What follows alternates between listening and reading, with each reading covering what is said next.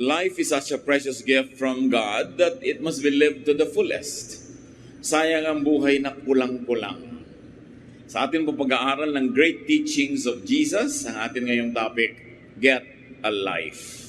Kailangan ng tao buhay na buhay. Salamat Panginoon dahil kayo'y Diyos ng buhay at meron kayong pagmamahal sa amin at gusto nyo kami mabuhay ng buong buo. Ibukas nyo ang isip namin sa kahulugan ng buhay from your point of view, O God, and from the teachings of your Son, Jesus. Ngayon, Panginoon, paging dapatin nyo kaming lumapit sa inyong harapan, enable us to hear your voice and to follow you.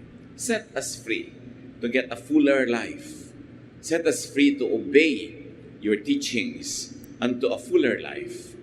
At nawa, Panginoon, ang aming mga puso ngayon na inyong payapain. Gawin niyo po kaming empty vessels so that you can fill us with your wisdom, with your healing, with your empowerment.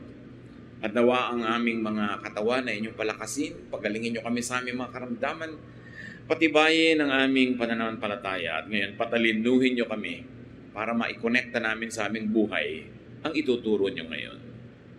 May your peace reign in our hearts and may your words sprout like good seeds planted on good ground. At nawa, Panginoon, ito ang maging bunga sa ikalalago, ikagaganda na aming buhay at ikaluluwalhati ninyo. Move in our midst, let your Holy Spirit set us free, guide us, and lift us up. In the name of Jesus, your Son, our healer, our teacher, and our model, we pray with thanksgiving. Get a life. Isa sa mga paboritong verses ko talaga itong John 10:10. Ang sabi ng Panginoong Jesus, I came that everyone would have life and have it in its fullest. To read it from a more conservative version, the New Revised Standard Version, I came that they may have life and have it abundantly. So the Lord is clear about what He wills for us, His people, that we have a life, abundant, full, meaningful, happy, fulfilling lives. So obviously, Jesus came to give life, to give the fullest possible life.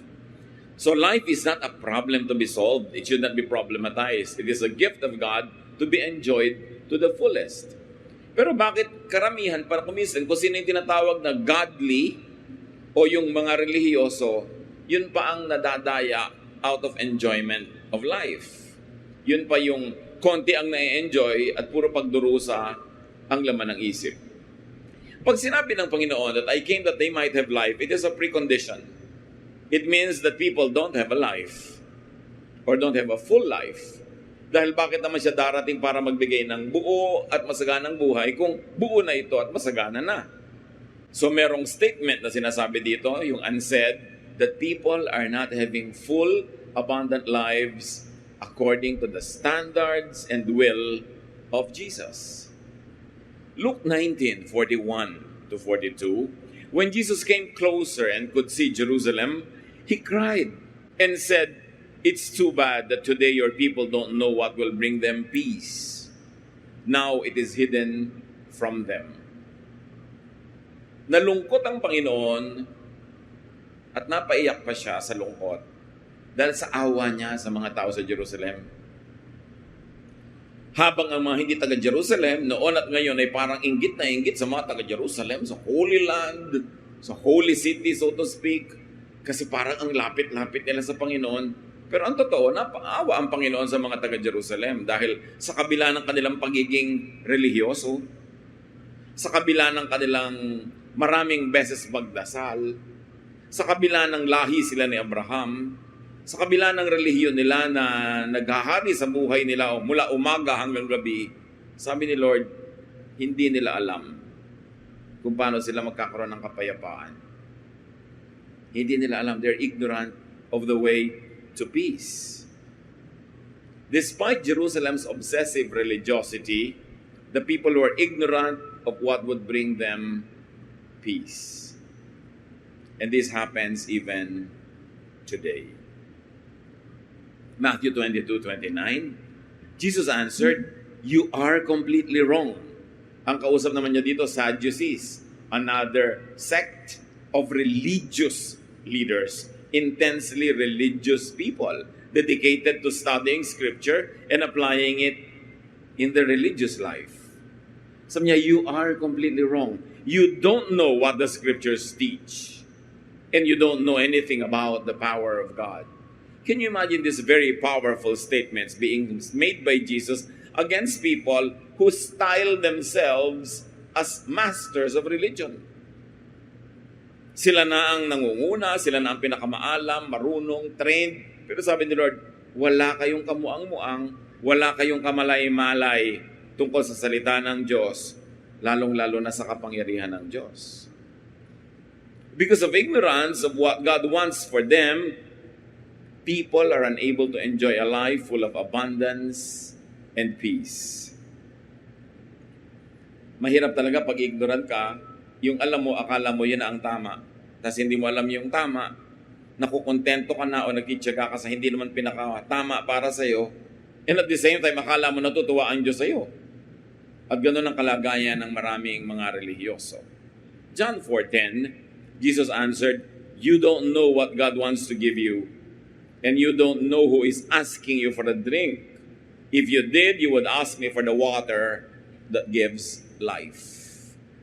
Ito ang sinabi ng Panginoon sa babaeng Samaritana doon sa balon, na nakikipagtalo pa sa kanya nung hinihingan niya ng tubig para mainom. Itong babaeng Samaritana na ito, may lakas ang loob makipagtalo sa Panginoon kahit pa nga sa religious issues. Pero again, she's ignorant. Sabi ni Lord, wala kang muang, wala kang alam. Ang alam mo lamang, itong tubig na iniigib mo lagi, na kahit gaano karaming igibang gawin mo, uhaw ka pa rin. Ang ending mo, pagod ka rin, uhaw ka pa rin. Kung kilala mo lang sana kung sino ang kausap mo ngayon, mabibigyan ka ng living water na siyang kailangan ng tao, higit dito sa tubig na alam mo. In this light, Jesus comes to save people from darkness, from ignorance, from lifelessness, from needless suffering. Because people were suffering terribly and from their insatiable thirst. Mga uhaw na hindi mapatid-patid dahil spiritual ang pagkauhaw ng tao. Kung saan-saan nagpupunta, kung ano-anong sinusubok, kung ano-anong ginagawa, dahil may kulang sa kanilang puso na pinipilit punuin. So Jesus came to give life of the body, of the soul, and spirit. Dahil alam natin, a person is body, soul, and spirit. Body is the physical attribute and character of the person. The spirit is the spirit coming from God and should return to God. Now the soul is the unique personality comprised of a person's intelligence, emotion, values, belief systems. Yun ang soul. Kaya ikaw bukod sa katawan, may damdamin ka, at tapos meron kang espiritu. At lahat yun, ayon sa Panginoon, dapat mabuhay ng masagana, maayos, at masaya. Katawan, kaluluwa o soul, at espiritu. So, Jesus came to give physical or material life. Life in and of the body. A life aided by material things. At yan ang bibigyan natin ng diin ngayon, mga kapatid. Yung materialistic life. Kasi pagka ang tao nagiging relihiyoso, akala niya kalaban ng espiritu ang material things. Ang unang-unang nadidikdik sa utak niya, kailangan di ka materialistic. Kailangan puro espiritong isipin mo. Pag mo nang isipin itong lupa, ang isipin mo yung buhay sa kabilang ibayo. Huwag ka nang masyadong mag-ubos ng oras at panahon para sa mga bagay na makalupa. Ang isipin mo makalangit. Pero isipin niyo naman, ilang taon lang ang tao sa lupa. 70, 80, 90, 100 years. Tapos hindi mo papapansinin yung buhay mo dito when you have eternity for eternity. So sayang, pag ang buhay dito sa lupa, hindi mo nalasap, naranasan yung gustong iparana sa iyo ng Diyos, kaya ka binigyan ng buhay sa lupa. Kasi kung gusto lang ng Diyos na mabuhay ka sa Espiritu, di dapat di ka nalang nabuhay sa lupa. Hindi ka nalang binigyan ng katawan. Dapat espiritu ka na lang forever. So binigyan ka ng katawan kasi may gusto ang Diyos na iparamdam sa'yo, iparanas, na katawan lang ang nakakaranas. Gusto niyang matikman mo kung gaano katamis ang mga mangga galing sa Gimaras, for instance. Gusto niya na malanasan mong uminom ng malamig na sabaw ng buko, humiga sa bagong palit na bedsheet. Gusto niyang maramdaman mo ang init ng yakap ng isang sanggol, ng isang magulang, ng isang romantic partner. Maranasan mo ang masarap na simoy ng hangin, ang mainit na pandesal, ang malamig na ice cream. Physical lahat yon. Bakit ka bibigyan ng Diyos ng panlasa kung ayaw ka naman niya kumain? At kung dapat pare-pareho lang ang pagkain at huwag masyadong bigyan ng pansin, di dapat wala na lang lasa, lulunin mo na lang para di ka mamatay sa gutom, tapos. Asim lang nga, ang dami-dami pang uri ng asim. Bakit kailangan makakita ka pa ng mga kulay? Ba't kailangan makakita ka ng mga shape? Kung aayawin naman ng Diyos na mabighani ka sa ganda, sa kagandahan, bakit aayawin ng Diyos na makarinig ka ng musika at umindak? Binigyan ka ng tenga para marinig mo yung musika. Para marinig mo lahat ng tunog. Bakit binigyan ka ng balat, ng senses, para maramdaman mo na, nahihiwa ka na pala, natutusok ka na pala, masakit pala para umiwas ka? Kung ang gusto pala ng Diyos saktan ka. Pag gusto mong malaman kung para ano ang plancha,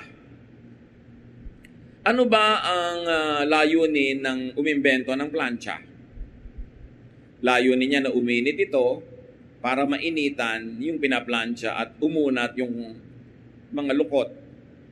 Pero layunin din niya na hindi mapaso yung namamlancha, di ba? Kaya may plancha ba nga umiinit, hawakan? Bibili ka ba doon kahit mura? Hindi. Meron ba namang electric fan na baligtad yung andar, papalayo sa iyo yung hangin? Bibili ka ba nun? Hindi na naman. So, bakit ganyan ang create sa katawan ng tao? Alam mo, ang intensyon ng Diyos na ang tao mag-enjoy sa buhay. Hindi magdusa. Kaya binigyan kanya ng senses so you can feel pain is to avoid the introduction of pain into your body or the continuing friction or contact of your body with something painful. Kaya pag bigla ka nakahipo ng mainit na plancha o mainit na kalan o kaya ay biglang nakahipo ka ng kuryente na magaground ka, kahit hindi mo isipin, biglang lumalayo na yung katawan mo. Hindi sabing, mainit, iisipin ko ba? Ilalayo ko ba yung katawan ko? Hindi, sunog ka na by then. So automatic na kalalayo. Kiniriate kang ganon. Bakit? Kasi ayaw ka ni Lord mapasok ka. Ayaw niyang masaktan ka. So ba't mo ngayon sasaktan ang sarili mo in the name of God? Ginawan ka niya ng sikmura para kumain kang mabuti. May mga gastric juices para matunaw mo ang pagkain. Na kung hindi ka kakain, mabubutas yung bituka mo dahil magkikiskisan sila ng walang laman. Puro mga acids ang laman ng stomach mo. Magagasgas yung linings doon, magkakaroon ka ng ulcers, kaya dapat ang tiyan may pagkain. Pero iniisip ng maraming relihiyoso, dapat puro fasting ang buhay. Ito ang point natin mga kapatid. Dahil iginagalang natin ang Diyos na lumikha sa atin, dapat natin unawain kung ano intention niya. Ang intention niya is that we might have a life, an abundant life, a full life. Kaya hindi gusto ng Diyos na may mahirap. Kasi mahirap mag-enjoy ng full life kung nagdarahop ka. Kaya nagturo siya, 6 days a week you should work. And on the 7th day you should rest. Dahil mahal din ng Lord yung katawan, ayaw niya sobra ka mapagod. But you've got to earn the bread you eat. You've got to earn what you should enjoy. Isa lang ang overriding concern natin ngayon is, anong enjoyments ang gusto ng Diyos para sa atin na minodelo ni Jesus? Ipinakita niya bilang halimbawa. What kind of life in the body? What kind of life aided by material things? What kind of life characterized by comfort and satisfaction was modeled by Jesus? Madalas kasi kung sino-sinong propeta ang model natin sa buhay, kung sino-sinong disciple, we forget na tao lang sila. May mga nagawa sila na tama, pero hindi lahat tama. Hindi naman sila perfect. May mga nasabi sila mga tama, pero lahat ba nasasabihin nila talaga perfect? Si Jesus lang ang perfect. Kaya dapat siya yung model.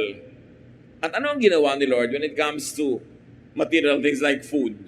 Luke 7:37, the Son of Man came eating and drinking.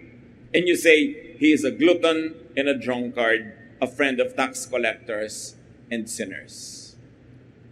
Here we see the Lord eating a lot, drinking a lot. Kaya ang reklamo sa kanya ng mga religious leaders na walang ginawa kundi mag-ayuno, magtimpi, at husgahan yung mga hindi nag-aayuno at hindi nagtitimpi. Masiba daw siya. Saksakan ng takaw, glutton. At ang tawag sa kanya, bagamat exaggeration, siyempre, lasenggo. Ibig sabihin, lagi siyang nakikipagmabutihan sa mga matatawag natin ngayong sinners, na kainan ng kainan, inuman ng inuman, na doon si Lord nakikipag-fellowship with them. Yun ang number one pinta sa kanya ng mga religious leaders. But what kind of life did he live? He lived a life enjoying the table. What you can eat and drink from the table, Jesus ate. So Jesus gives lesson on enjoying social life, which the religious demonized then and up to now still demonize. Nakukonsumi sa iyo ang mga manang, ang mga church bullies pag nakikita kang may mga kaibigan na hindi taga-church. Pag nakikita kang nakikipagmerienda sa kanila, pumupunta sa kanilang mga pagtitipon, lalo't umattend ka sa kanilang party. But this is exactly what Jesus did. So sinong model mo? Yung mga mahihigpit na mga Pharisees and Sadducees o si Jesus mismo na nagbigay sa atin ng halimbawa? Hindi naman siya sumama sa kasamaan ng mga taong makasalanan, pero hindi yun naging dahilan para hindi siya makisalamuha, hindi siya makipagmabutihan, dahil sabi niya, I came to seek and to save the lost. Ano daw ang saysay ng asin kung nagtatago ito sa loob ng sisidlan at hindi ito lalabas para pumunta sa mga walang lasa at sa mga nabubulok? Pero ginagawa ba ng mga Kristiyano? Madja-judge ka agad-agad. Pagkasama kang umiinom, kumakain ng mga ito. To the point na itinatago natin sa ating sariling katotohanan ng verse na ito. Dahil na-condition na tayo ng reliyon na mali ang ganyan, so ginagawa ni Jesus, huwag dala natin pag-usapan, hindi natin kaya ipaliwanag. Bakit mo kailangang ipaliwanag? Si Jesus na nga nagbigay ng example. Pero siyempre, kung wala ka namang control sa sarili mo, at mapapalasubo ka, mapapabaon ka sa ganung buhay, huwag kang gagawa ng bagay na lalampas sa kaya mo kontrolin. Si Solomon, pinakamatalinong tao sa balat ng lupa, ine-echo, inuulit din niya yung ganitong katuruan, Ecclesiastes 8:15. So, I commend the enjoyment of life, because there is nothing better for a person under the sun than to eat and drink and be glad. Then joy will accompany them in their toil all the days of the life God has given them under the sun. Sabi ni Solomon, alam nyo, sa katalinuhan lang, nasa akin na lahat yan. At sasabihin ko sa inyo, ang daming lungkot ng buhay. Maraming pait, maraming hirap. Kaya para mabalanse ka, huwag kang maubos at mapudpod, huwag kang mabaliw, dapat marunong kang mag-enjoy. Sabi niya, yan lang ang ginhawa na available sa buhay na ito. Kumain ka at uminom ka ng masarap na iniinom para ang buhay mo sumaya sa kabila ng dami ng hirap. Yan lang ang sinasabi niyang ginagaranti ko na pag ginawa niyo, masisiyahan kayo. Hindi naman guaranteed na pag nakasawa ka, masisiyahan ka. Hindi naman guaranteed na pagka nakapag-aral ka at natapos, masisiyahan ka. Gusto niyo, alam mo, konting-konting bagay lang ang siguradong masisiyahan ka. Kumain ka, masisiyahan ka. Basta yung kinakain mo yung gusto mo. Marunong ka dapat mag-enjoy, sabi ni Solomon. Si Solomon, si Jesus, sinasabi the same thing. And yet, hindi yan ang sinasabi ng usual religious people. Sa kanila, masamang mag-enjoy. Bawal sumaya. Bawal tumawa. Meron pa nga ng mga pag-meeting ng mga religious leader, bawal tumawa o biro. Sasabihin nila, kung nandito kaya ang Panginoong Jesus, magbibiro siya. Umiimbento sila ng mga imahe ni Jesus na hindi naman sinabi sa Biblia na hindi tumatawa, hindi nagbibiro. Isipin natin na kung ang Panginoon ay parang magnet sa mga tao, Sa lahat ng uri ng tao, siguro ang saya niyang kasama. Susundan-sundan mo kahit nasa disyerto, magtitiis ka kahit magutom ka, makasama ka lang, tapos yung pala hindi man lang kumikibo. Bakit mo gagawin yun? Sobra kasing na Hollywoodize ang image ni Jesus. Yung pag maglalakad siya, may tugtog dapat dadan, dadan, dadadan, tapos maglalakad na siya. Yung ganyan, kakain siya, numero. Kung ganun yung tunay na Jesus, baka walang sumama. At yun ang imahen ni Jesus sa ating buhay na dapat ituwid. Mark 2:18 to 19. Now John's disciples and the Pharisees were fasting. Some people came and asked Jesus, "How is it that John's disciples and the disciples of the Pharisees are fasting, but yours are not?" Jesus answered, "How can the guests of the bridegroom fast while he is with them? They cannot, so long as they have him with them." So matigil na lang itong mga nangunuligsa. Sabi niya, nandito pa naman ako. So dapat talaga silang hindi mag-fast. Pero alam naman natin, kahit si Lord ay nawala na at pumunta na sa langit, laging kainan din yung fellowship. They were always breaking bread sa Book of Acts. Tinuligsa siya sa bakit ang mga tagasunod ni John the Baptist lagi nagfa-fast? Ang mga tagasunod namin ng mga Pharisees, lagi rin nag-aayuno, hindi kumakain. Tapos ang mga tagasunod nitong si Jesus to, kain na ng kainan. Tinutuligsa siya talaga. So Jesus gives lessons on enjoying food, which the religious demonize. So kaya Lord, sabi niya, no fast, at least while I'm around. Minsan lang na may record na nag-fast siya, inaabot naman ng 40 days, no? Tapos wala na ulit. Na binanggit.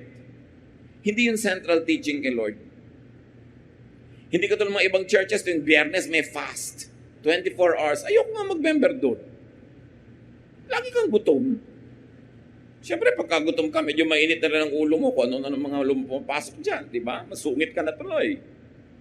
Meron naman na hindi nagfa-fast lagi, ba't ka pa sasali sa fast ng fast? Mabuti sana kung fast food. Diba? Dahil yung example ni Lord, ang pinag-uusapan natin dito, hindi naman niya idiniin yan, but sobrang idinidiin ngayon. Para bang natutuwa ang Diyos pag gutom ka, therefore sasagutin ang Diyos ang prayer mo pag gutom ka. So suhulan mo ang Diyos ng ulcer mo, para kanya dinggin. Ganun ba yun? Hindi ka ba pwede mag-enjoy sa buhay? Nakahilata kang, kumakain ka ng masarap, malamig ang hangin, tapos mag-pray ka pa rin kay Lord, Lord, i-bless niyo po ako. Sa palagay mo sabi niya, sobra ka na. OA ka na. No. God likes us to have an abundant life. Jesus said it so clearly. You don't have to bribe God to take pity on you by making yourself pitiful. Hindi man kailangan magpaawa. Mahal tayo ng Diyos. Kayong may mga anak, kailangan ba magmakaawa pa yung anak nyo para nyo bigyan? Matutuwa ba kayong naglalakad siya sa mga blade para mahiwa-hiwa siya para pagdating sa inyo, ibigay nyo yung baon? No. In fact, maiinsulto kayo na kailangan pang magdusa ng anak nyo para maglakas loob humingi. Pero yung ang lakas loob humingi dahil alam na mahal nyo, it's flattering to a parent's heart that your child is so at ease with you. Hindi natin kailangang ganunin ng Diyos. Hindi natin siya kailangang himuking maging mabuti kasi likas na siyang mabuti.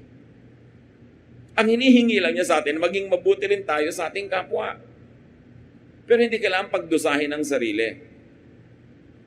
Mark 2:23-27. One Sabbath, Jesus and his disciples were walking through some wheat fields.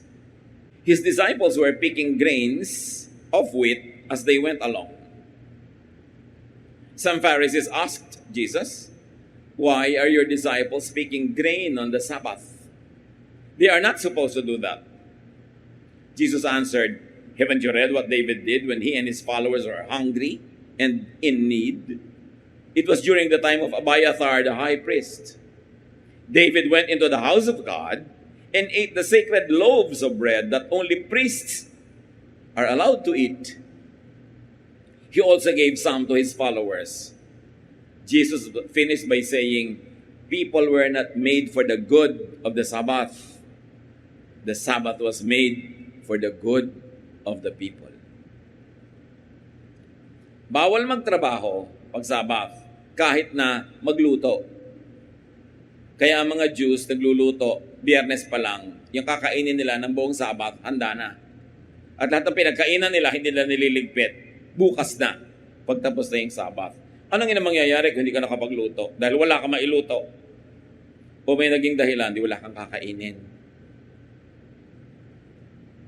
Naglalakbay si Jesus at ang kanyang mga disipulo sa isang bukid ng mga trigo. At yung kanyang mga disciples, namimitas-mitas ng mga bunga noon at kinakain ng hilaw. Gutom eh. Para bang namimitas ka ng mais tapos kinakagat mo na siya nang hindi siya luto. Pwede naman gawin yon. At hindi bawal mamitas ha. Allowed ang gutom at ang mahihirap na mamitas-mitas. Huwag lang may sako ka pa na pinupuno. Kahit bukid ng iba. The law of Israel allowed that. So yun ngayon, ang ginawa ng mga disciples, nakita na naman ng mga magagaling na Pharisees. Sabi niya, bawal magtrabaho pag Sabat, di ba? Ba't hinahayaan mo yung mga disipulo mo na namimitas? So nalimutan niyo na ba ang istorya ni David? Sabi ni Jesus. Nung nagutom siya at ang kanyang mga tauhan, pinasok nila ang templo, ang sanctuary, kinain yung bandal na tinapay na mga pari lang ang kumakain. Ano ibig sabihin nito? Sabi niya, gutom, edi kumain. Kaya pampari yan, kaya kung kanino yan, ito ang nagugutom ngayon, ba't mo gugutumin? Para lang sumunod ka sa regulasyon. Sabi niya, alam niyo ba, na nilikha ng Diyos ang Sabbath para ikabubuti ng tao, para huwag siyang maalila 7 days a week. Kaya binigyan siya ng pahinga, required. Pero kung ayaw niya magpahinga, lalo't gusto niyang gumawa ng pagkain, ba't di niya sa payagan? Total, ginawa ang Sabat para sa kapakanan niya. At kung magiging kapakanan niya na magtrabaho, di magtrabaho siya dahil yun ay kabubuti niya sa araw na yun. Yan ang sabi ni Lord. Pagkatapos ngayon, ang mga tao, magpapaalam sa kanilang mga religious leader. At tagal na walang trabaho, biglang nagkaroon. Kaya lang may trabaho ng Sunday. Hindi papayagan. Sabihin, worship day yan. Mamatay ka sa gutom, huwag ka magkatrabaho, pero worship day yan. Bakit? Hindi mo pwede mag-worship ng Monday, Tuesday, Wednesday, Thursday, Friday, Saturday. Kung yun na lang ang pagkakataon ng tao para umunlad at may makain.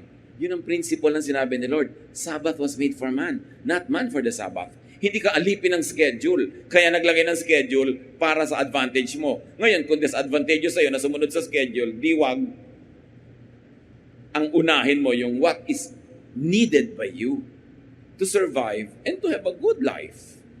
Pero siyempre, maglilingkod ka naman sa Panginoon, ibang araw, huwag naman walang natira. Pero kung technically, matataon sa schedule ng worship nyo, hindi gumawa kayo na ibang araw ng worship, may schedule ba naman sa langit? Di kahit anong oras, araw, pareho sa Diyos. Yan naman schedule, yung kalendaryo, for human convenience lang yan. Hindi naman kasali ang Diyos dyan. Merong panahon naman na ang Panginoon ay binuhusan ng pagkamahal-mahal ng pabango ng isang babae. Na-offend yung mga tao kasi daw maluho. Mark 14:4-9. This made some of the guests angry and they complained, "Why such a waste? We could have sold this perfume for more than 300 silver coins and given the money to the poor." So they started saying cruel things to the woman.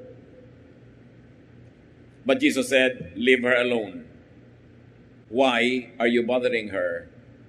She has done a beautiful thing for me. You will always have the poor with you, and whenever you want to, you can give to them. But you won't always have me here with you. She has done all she could by pouring perfume on my body to prepare it for burial. You may be sure that whenever the good news is told all over the world, people will remember what she has done, and they will tell others." Magbasag ka ba naman ng napakamahal na pabango, babasagin mo yung lalagyan para lumabas yung pabango, uubusin mo kay Jesus at umalimuyak doon sa buong silid na yon, yung amoy. Napagalitan ng mga tao yung babae. Hoy, babaeng maluho, aksayera, bakit ka nakubos ng kanyang perfume kay Jesus? Hindi mo ba alam, no? Kung ibinenta natin yan, ang pinagbentahan, maraming mapapakaing mahirap. Nagsasayang ka. Sabi ni Lord, ba't niyo ba siya pinapagalitan? Maganda ang ginawa niya. Gusto ko ang ginawa niya. Sa katunayan, paghahanda yan para sa aking libing. Sabi niya, alam niyo, sa kagustuhan ko sa ginawa niya, saan man ikwento ang aking kasaysayan, uungkatin ang babaeng ito at pag-uusapan siya.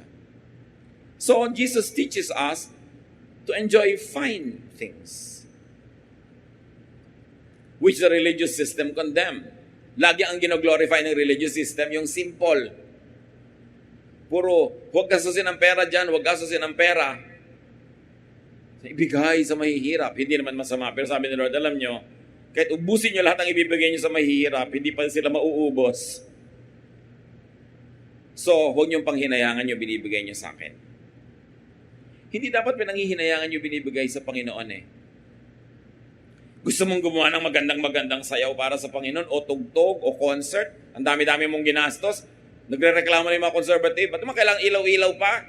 Flashlight na lang. No? Para sa isang pagtatanghal.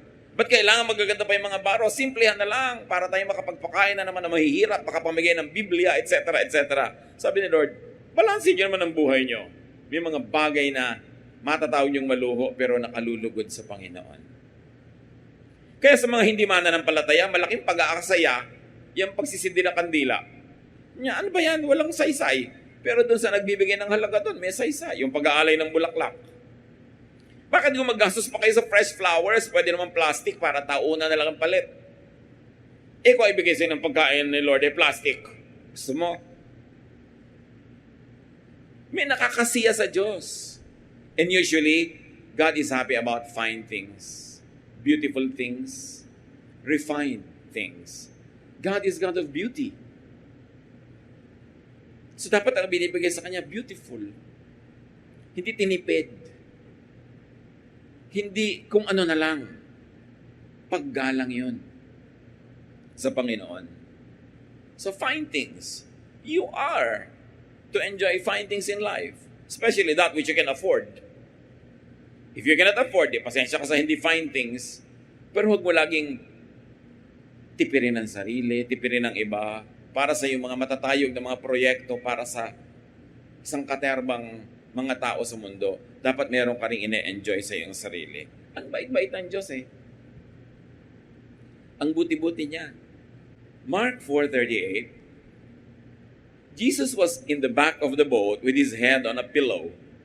And he was asleep. Ito yung may bagyo. His disciples woke him and said, Teacher, don't you care that we're about to drown? Ano nakita natin dito? That Jesus was enjoying rest and comfort. Kahit may problema sa paligid niya. May unan pa siya, may kutsyon. Pwede namang sumandal na lang siya sa matigas na sandalan, but may kutsyon pa, may unan. Jesus is teaching us. Kung nakaka-afford ka ng kutsyon, maglagay ka para hindi matigas. Para mas masarap ang tulog mo, para maginhawa. Huwag puro pagtitipid, huwag puro pagmemenos. Paginhawahin nyo yung mga sarili. At pagkatapos doon, may bagyo na worried ang lahat, tulog siya. Bakit? Ano naman ang mapapala ng iba kung gising din siya? Parang, may sakit ang nanay. May sakit ang nanay, nagmamall ka pa. So may sakit ang nanay, so magluluksa na tayo lahat kahit buhay pa siya. Nasa ospital ang nanay, tapos mamamasyal ka pa. Isa lang naman ang kailangan bantay. So magbabantay tayo lahat para mamatay tayo lahat sa pagod. Para bukas, wala na magbantay sa kanya. May sakit nga ang nanay, hirap na hirap nga tayo sa buhay, kaya kailangan ko magmamasyal-masyal para huwag ako mabaliw. Para ako makapagpahinga, para makapag-ipon ng lakas, para bukas meron na naman akong lakas na ibigay sa pag-aalaga sa nanay. Yung iba kasi pag may ibang nahihirapan sa pamilya, ayaw na nilang mag-enjoy yung iba. Parang dapat pare-pareho nila kayo nahihirapan.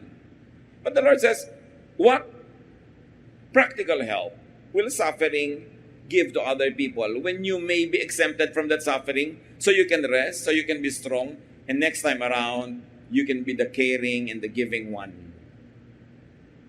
Huwag masyadong masentimiento. Meron pa na, hirap na hirap ang tatay niyo sa pagtatrabaho abroad, hindi tayo kakain ng masarap. Kaya nga siya nagtatrabaho para pagandahin yung buhay ng pamilya, basta hindi ba sila nag-aakasaya? Hindi sila wasteful? Ikagagalak na nagtatrabaho na yung anak niya masarap ang kinakain, basta't walang sayang at walang luho, lalo't hindi naman kaya. Pero hindi ko mo may nahihirapan tayong member ng family o friend, ibig sabihin, kailangan maghirap ka na rin. At magpapanggap ka ngayon naghihirap-hirapan, kasi nagigilty ka na, hindi ka nahihirapan, siya nahihirapan. Assignment niya yun ngayon Ano naman ang mali mo kung kailan ang assignment mo? So palakasin mo yung sarili para pag dumating yun, meron kang sapat na lakas. Be as comfortable as possible. Rest. Sleep in spite of storms. Merong nahihirapan pero kahit naman hindi ka matulog, hindi mo rin siya matutulungan, hindi matulog ka na para pag nagising ka, quality ang attention na ibibigay mo sa Kanya. Ano ang unang himala na ginawa ng Panginoon according to the records? John 2:1-11 says that, and in verse 11, after He made wine into water, this was Jesus' first miracle, and He did it in the village of Cana in Galilee. There, Jesus showed His glory, and His disciples put their faith in Him. Napansin niyo ba na ang unang himala ng Panginoon ay hindi nagpalakad ng lumpo? Hindi nagbigay ng paningin sa bulag. Hindi bumuhay ng patay, kundi it's about fine dining. May kasalan, naubos bigla ang wine, mapapahiya ang groom, matitigil ang party. So ang ginawa ni Lord, unang-unang himala, is to turn water into wine. Many religious people will brush that off and try not to even mention it because they blush. And they like to apologize for Jesus for having His first miracle being devoted to turning water into wine. But that is a statement. Anong ibig sabihin nung kay Lord? Mahalaga yung party. Mahalaga yung wedding celebration to the point na maghihimala siya. Hindi lang yung may mga kinalaman lagi sa buhay na walang hanggan, sa pagliligtas ng mga kaluluwa, ang mahalaga sa tao. Bagamat mahalaga ang mga yon, mahalaga rin yung moment. Ang saya nung moment, huwag mong putulin. Hayaan mong tumuloy. Meron po magkakapatid, nag-reunion, ikinuwento ko na to sa Facebook. Mga may edad na ang magkakapatid. Bihira silang maipon dahil maraming naninirahan sa ibang bansa. Nagkatipon-tipon sila sa isang magandang resort. Umaga, nagising sila ng walang gumigising, nagkasabay-sabay na nagisingan, nagtipon-tipon doon sa isang magandang balkonahe, at ang ganda-ganda ng usapan ng magkakapatid na ito. Na hindi nangyayari probably in the last 3 decades or almost 4. At baka hindi na mangyari uli. Hindi natin alam kasi may mga edad na rin sila. Nakumpleto sila, nagkukwentuhan masaya. Biglang, sabi ng isa, "Uy, oras ko nang uminom ng gamot. Bumaba na tayo, kumain na tayo, at doon na lang ituloy ang kwentuhan na yan para pagkakain, mainom ko na ang gamot ko." Nagkalakip-lakip ang lahat ng magagandang elemento. Ang simoy ng hangin, ang huni ng ibon, yung tama ng araw, yung saya ng kwentuhan, yung sigla. Biglang pinutol ng isang taong gustong uminom ng gamot niya na iniinom na niya the last 20 years at maybe hanggang siya ilibing, iinumin na niya, hindi naman siya mamamatay kung nakaskip siya ng ilang oras ng araw na yon. Pero kinat niya yung magandang moment. Isipin niyo naghimala si Jesus so that this beautiful moment will not be cut and it will be extended. Lesson: don't cut beautiful moments. Baka hindi na maulit. Ang saya-saya nung asawa mo, nagkukwento, bigla sabihin, ba't di ka pa magluto na? Kwento ka na kwento dyan gutom na tayo. O di magluluto na yon, pero naputol na yung kwentuhan nyo. At kahit mamaya, pag kumakain na kayo, sabi mo, ano nga yung kwento mo kanina? Wala. Nakwenta. Tapos na yung moment. Recognize moments in your life. And when you do, you will remember Jesus. He did not want a beautiful moment to pass. He had to make a miracle. Do it. That's what Jesus wants for us. So there was fine dining. There was wine. There was merrymaking. No apologies. Tataka ko, maraming religious people nag-apologize pa para sa ginawa ni Jesus. Ginawa niya, period. Whether you agree with it or not, that's the best thing to do. And if you don't agree with Jesus, you better change your mind. Kasi kung minsan, mas banal pa tayo kay Jesus, mas conservative ka pa sa Diyos, mas mahigpit pa sa Diyos sa mga tao, kaya mahirap makasama. Luke 2:52 tells us how Jesus grew into a very developed person. Jesus became, so he was not always, he became wise. So from a child, nagmature, he became wise. And he grew strong. God was pleased with him, and so were the people. So Jesus grew physically, mentally, socially, spiritually. So Jesus personified balance. Balanse. Ang mga religious people madalas hindi balanse. Puro langit at impyerno ang laman ng utak. Hindi na maglagay ng tamang amount ng mayonnaise sa salad. Kasama rin yun sa pag-glorify sa Diyos. Yung masabi mong, wow Lord, thank you for the right amount of mayonnaise on my salad. If you can say it in the same breath as, Lord, thank you for my eternal life, then you're talking about something we understand, that God wants you to have a full life. Jesus personified fullness. Jesus lived life in fullness to the point na napintasan ng mga religyoso. Now, how to live a full and abundant life? Follow the teaching and the example of Jesus, not of anyone else. Develop yourself in a balanced way. Hindi yung bubuka ang bibig, bagamat magandang pag-usapan yung Bible, pero laging Bible na lang, wala ka na ibang topic, mauubusan ka ng kausap. Wala ka ng topic, kundi mga ganyan na lang, no? Puro langit, nandito ka pa sa lupa. You have all the time to be there. Develop yourself in a balanced way and do not be hindered by needless religious and social restrictions. Reviewin natin lahat ang iniisip nating bawal, pinaniwala ang bawal at sinunod na bawal. Baka guni-guni lang nating lahat yan at hindi naman Diyos ang nagbabawal. Lumiliit tuloy ang ating mundo, kumikitid ang ating utak, kumukonti ang pwedeng gawin, samantalang the Lord wants to give you a full and an abundant life. So yung mga sobrang relihiyoso, laging puro pagpipigil, pagtitimpi, pagbabawal, sabi ni Lord Jesus sa Matthew 23-24, you Pharisees and teachers are show-offs, and you're in for trouble. You neglect the more important matters of the law, such as justice, mercy, and faithfulness. These are the important things you should have done. You blind leaders, you strain out a small fly, but swallow a camel. Sabi, alam nyo kayo mga Pariseyo, kayo mga guro, puro lang kayo pasikat. Yan lang ang alam nyo gawin, magpasikat. Lagot kayo, may araw din kayo.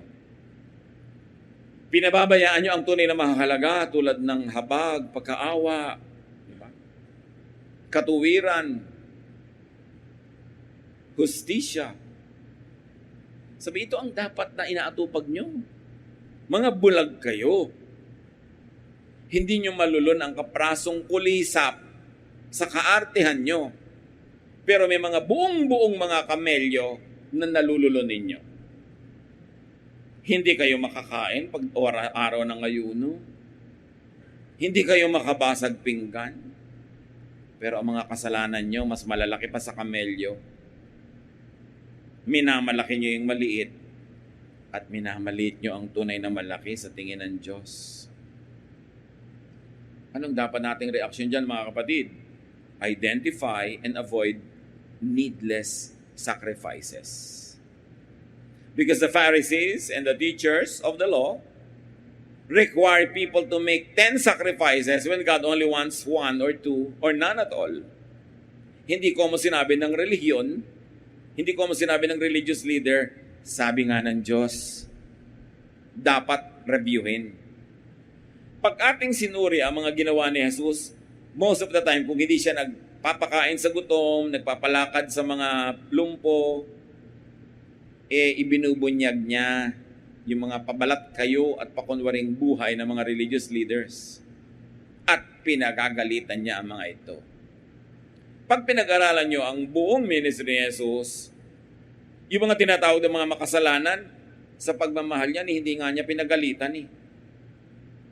Minahal niya, pinatawad, inibig. Ang pinagalitan niya, alam niyo kung sino? Alam niyo yon, the religious leaders. Kasi sila ang nagpapahirap sa buhay ng tao. Sila ang nagbibigay sa tao ng mga pasaning hindi naman Diyos ang nagpapapasan. Sila ang nagbabawas ng saya, ginhawa, sarap ng buhay. At ang lahat ng dinadapuan nila natututunan, kumikitid ang utak. Sabi niya, you're in for trouble. You travel over land and sea to win a single convert. And when he does become your convert, you turn him into a son of hell twice as much as you are. Mabibigat na mga salita. Dahil yun ang totoo. Mabuti pa yung mga tao, hindi na lang dadapuan ang mga misyon nyo. Nung naturuan nyo, ano nangyari? Naging doble pa ang pagiging masama kesa dati. Naging judgmental pa. Naging self-righteous. Wala nang ginawa kundi pagbawalan, pintasan, husgahan ng iba. Mabuti pa nung araw na hindi siya religyoso, hindi siya ganun. You travel over land and sea to win a single convert. And when you do, you turn him into a son of hell twice as much as you are. Sabi niya, woe to you, Pharisees, you hypocrites. Malaki ang inyong pananagutan sa Diyos. Sabi ng Psalm 51:16, sacrifices are not what you want. Pero di ba kadalasan ang tinuturo sa atin, sakripisyo? Sabi, hindi sakripisyo ang gusto ng Diyos. Ang gusto niya, obedience, kindness, mercy, love. Ano ang mga nagbabawal, pumipigil sa inyong mga kapatid para magkaroon ng abundant life? Gusto niyo tumawa, di kayo makatawa. Gusto niyo mag-enjoy, di kayo makapag-enjoy. Gusto niyo masiyahan, di kayo nasisiyahan. Puro guilt. Free yourself from unnecessary restraints. Siyempre, sa kabihasnan, sa sibilisasyon, may restraints. Alangan namang para tayong mga hayop na mamuhay ng walang patakaran. Pero alisin niyo hindi naman kailangan at hindi naman Diyos ang naglagay. Itira yung mga talagang kailangan para maging mabuti tayong kapwa, sa pakipagmabutihan natin sa ating lipunan, sa kapwa-tao. Yun yung mga restraint. Like, huwag mo agawin ang asawa na may asawa. Siyempre, dapat pigilan mo sarili mo kahit gusto mong dakmain yung asawa ng iba. Kasi hindi mo dapat gawin. Pigilin mo ang sarili mo na sumobra magtubo na dugo na ng mga bumibili sa tinda mo, yung binabayad nila. May mga pagpipigil sa sarili, pero pagpipigil para maging mabuti sa kapwa. Hindi pagpipigil na wala namang saysay at hindi naman mahalaga sa Diyos yung pagpipigil mo. Lord, buong buhay ko po, hindi ako kumain kahit isang beses ng matamis na mangga. Puro maasim lang po ang kinain ko. Sabi ng Diyos, ano na pala ako ng langit at ang mga anghel na hindi ka kumain ng masarap na mangga. Sinayang mong buhay mo. Maraming ganun, mga sacrifices na hindi kailangan. Ang lagi natin gusto ang tao, magpigil, magtimpi, huwag sumaya. Huwag mong gagawin yan. Huwag ka makipagkaibigan dito. Hindi ka pwede magka-boyfriend hanggang hindi ka college graduate. Drop out po ako forever. Paano yan? Diba? Tsaka hindi po ako nag-college. Nag-aaral lang ako ng pananahi. So hindi na ako makaka-boyfriend. Ganito, ganon, ganyan. Ganito dapat lagi ang suot mo. Dapat lagi kang mapayapa. Nire-rape na ako, payapa pa ako. Paano yun? Hindi ba ako tao? Yung lagi kang pinapag-guilty for being human? Isipin niyo naman si Jesus, ang layo ng nilakbay para maging tao. Tapos tayong tao na, pipigilin mo maging tao at gusto mo ikaw naman, parang Diyos. Hindi ka magiging espiritu habang di ka papatay. So habang buhay ka pa, tanggapin mo may katawan ka, alagaan mo yan, pasayahin mo ang buhay mo, yun ang assignment mo. At pag namatay ka na, humiwalay ng espiritu, hayaan mo na yung katawan. Pero habang nakakabit ka pa dyan, huwag mong pabayaan. If the Lord likes you to be free from the body, the Lord could cut your life any moment. But bakit hindi pa tayo pinapatay? Di para buhay pa tayo, so mabuhay ka. Kaya ang ganda na sinasabi natin, mabuhay.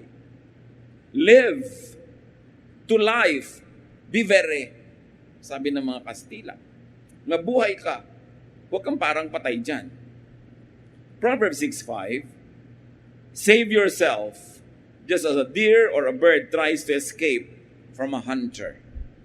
Yan daw ang dapat gawin ng isang taong pinipigilan ng iba. Ikinukulong, ginagapos, tinatanikala, save yourself. Kung paano inililigtas ng usa o ng ibon ng sarili kung mabitag, magpipitlag ka. Huwag kang pumayag na gapos. Hindi ka nilikha ng Diyos para magapos. Jesus sets you free. And when the Son sets you free, you are free indeed. And what sets free?